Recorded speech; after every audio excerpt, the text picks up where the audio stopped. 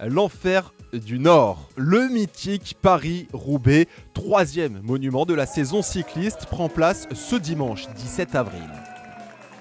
Départ sous le soleil de Compiègne, direction le nord pour 257 km en enfer. Les 96 premières bornes sont composées de belles routes, mais attention, elles sont ouvertes au vent. À partir de Troisville, les secteurs pavés s'enchaînent. Au total, il faudra en parcourir 30, soit 54 km sur ces routes ancestrales qui ont fait la renommée de cette grande classique. La 119e édition de Paris-Roubaix serpentera la mythique trouée d'Arambert, Mont-Saint-Pével ou encore le Carrefour de l'Arbre, des secteurs classés 5 étoiles, soit les secteurs les plus difficiles. Avant de déboucher pour un tour et demi sur le vélodrome à ciel ouvert André Pétrieux à Roubaix. Contraste avec l'édition précédente qui s'était courue dans la boue. Là, c'est temps sec, grand soleil et chaleur sur la route de Roubaix. Chaleur, mais également vent. Et dès les premiers kilomètres, il reste encore 210 km à parcourir, mais des bordures se forment. Sont piégés Mathieu Van Der Poel, Wout van Aert, Christophe Laporte, Stefan Kung ou encore Mats Pedersen. Tout ça à l'initiative des Ineos qui sont en surnombre à l'avant autour de leur leader, Filippo Ganna. Derrière, on est obligé de chasser avec les coéquipiers d'Anthony Turgis. Mais les premiers secteurs pavés arrivent. Et qui dit secteur pavé dit crevaison. C'est le cas pour Filippo Ganna, le leader de la Ineos, obligé de chasser derrière ses équipiers. Des crevaisons, mais également des chutes. Et à 146 km de l'arrivée, malheureusement pour Anthony Turgis, il est pris dans l'une d'elles. Il est contraint d'abandonner. Terrible pour celui qui a terminé deuxième de Milan-San Remo et qui arrête prématurément son Paris-Roubaix. À 110 km de l'arrivée, juste avant le secteur d'Aveluy, Matej Mohoric anticipe et initie un coup avec 4 autres coureurs. Laurent Pichon, Tom De Vriend, Ballerini ou encore Casper Pedersen. Dans la trouée d'Arambert, ils ne sont plus que 2 à pouvoir suivre Mohoric. Il s'agit de Laurent Pichon et de Tom De Vriend. Derrière, c'est difficile pour Wout van Aert puisqu'il a été victime d'un ennui mécanique. Dans la trouée d'Arambert, il était sur le vélo de l'un de ses équipiers. La chasse pour Wout van Aert et la Jumbo-Visma pour réintégrer le peloton des favoris en compagnie donc de Dylan van Baarle, Stefan Kung ou encore Mathieu Van Der Poel. Le Belge qui parvient donc à rejoindre ce groupe de favoris duquel s'extrait Dylan van Baarle, celui qui a terminé deuxième du dernier Tour des Flandres, prend un coup d'avance et anticipe sur la bagarre des grands favoris.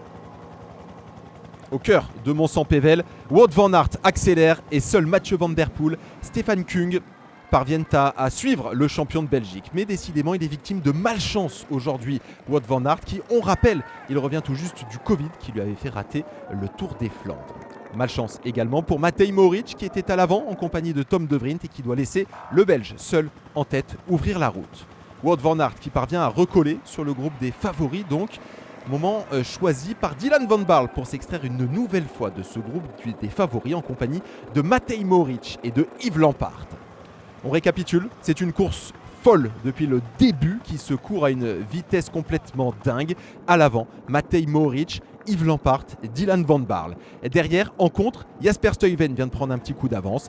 Mais surtout, Wout van Aert accélère. Stefan Kung parvient à suivre le Belge, au contraire de Mathieu Van Der Poel. Le vainqueur du Tour des Flandres est un petit peu court et il voit son meilleur ennemi s'envoler devant lui. La poisse également pour Jasper Stuyven qui pourtant était dans le bon coup avec Van Aert et Kung. À la chasse toujours de Mohoric, Lampaert et Dylan van Baarle. Mais là, c'en est terminé pour l'ancien vainqueur de Milan-San Remo. Tom De Vriend, un petit peu trop court, il est obligé de voir s'envoler dans Canfin-en-Pével. Dylan van Baarle qui à la pédale lâche Matej Mohoric et Yves Lampaert. Énorme ce que réalise actuellement le Néerlandais qui s'envole seul en tête dans les derniers secteurs pavés de Paris-Roubaix. La malchance derrière pour son coéquipier Ben Turner, mais là on joue les accessites, le numéro d'équilibriste de Adrien Petit. À l'avant, les derniers secteurs pavés. Le Carrefour de l'Arbre notamment, le dernier secteur pavé très difficile. Et Dylan van Baarle s'envole, d'autant que derrière, dans son duo de poursuivants, Yves Lampaert part à la faute. Matej Mohoric est seul derrière Dylan van Baarle, mais l'écart est fait. Dylan van Baarle va aller s'imposer. Et c'est terrible pour la Quick Step, comme un symbole qui va rater complètement sa période de classique. Au contraire de Ineos qui vient de remporter la Flèche Brabançonne et Dylan van Baarle déjà deuxième sur le dernier Tour des Flandres qui entre seul dans le vélodrome de Roubaix et qui peut savourer. Le Néerlandais succède à Niki Terpstra et remporte cette 119e édition de Paris-Roubaix. Niki Terpstra, le dernier Néerlandais, c'était en 2014 à avoir remporté Paris-Roubaix. Dylan van Baarle qui tombe dans les mains de son manager Dave Brailsford et qui peut savourer. La lutte pour la deuxième place, Wout van Aert et Stefan Kung sont revenus de l'arrière. Le Suisse anticipe en spécialiste du contre-la-montre, mais sur la ligne, et bien finalement, c'est Wout van Aert qui vient remporter la deuxième place, la troisième donc pour Stefan Kung. La victoire et la consécration pour un homme de l'ombre, souvent habitué à travailler pour ses leaders. Aujourd'hui, c'était lui qui était protégé et il a fait mouche. Dylan van Baarle s'impose et remporte sa première victoire de la saison et la plus belle victoire de sa carrière. Il devance donc Wout van Aert et Stefan Kung. La belle quatrième place pour un Tom de Vrijn qui aurait été à l'offensive toute la journée. Le mythique pavé lourd de symboles pour Dylan van Baarle qui peut savourer. Et il offre à Ineos cette 18e victoire cette saison, une campagne de classiques absolument fabuleuse pour l'équipe britannique. Notez que c'était l'édition la plus rapide de l'histoire de Paris-Roubaix, courue à 45,792 km/h. C'est considérable. Les prochains événements, eh bien, ça sera la Flèche Wallonne et Liège-Bastogne-Liège, évidemment, à retrouver sur GCN.